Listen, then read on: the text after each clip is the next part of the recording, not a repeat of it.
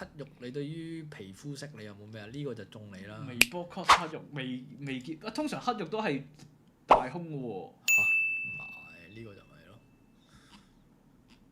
你講呢啲唔係黑肉喎，師傅。黑黑地㗎啦。呢啲叫做小麥肌啊。色，屌黑肉另一個 term 嚟啫。先黑肉喺我嘅 concept 裏邊，黑肉係真係嗰啲喎。我屌你！乜撚嘢非洲嗰啲啊？師兄啊，唔係非洲嗰啲先叫黑肉咩？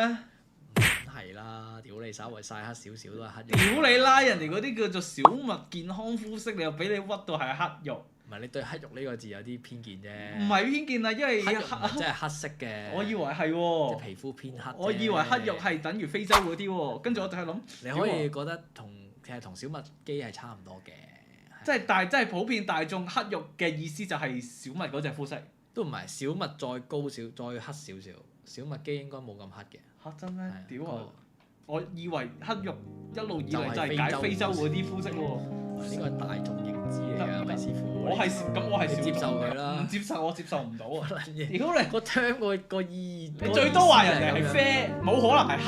大家係咪色盲？唔知道咩叫做黑？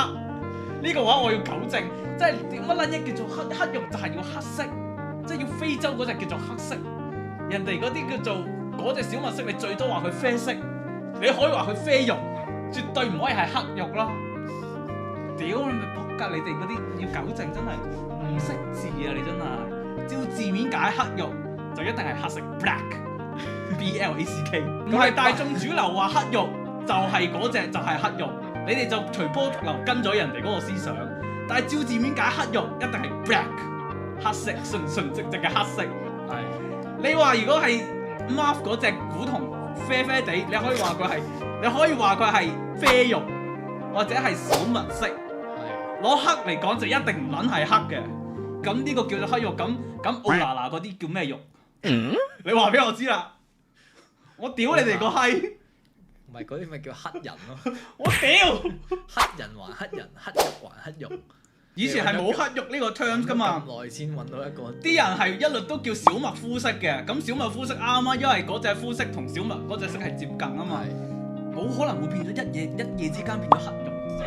你哋真係錯，唔係蒙塞，你哋就係跟隨咗個大眾嗰個主流，人哋話乜黑肉就係嗰隻色，你哋就信咗就跟住係嗰隻色，但係其實根本就唔係，所以你班人真係隨波逐流就係你呢班。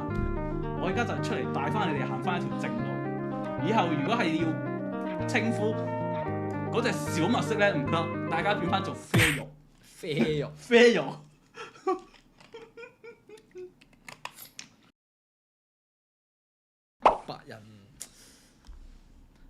白肉咯，白肉算嚟白肉。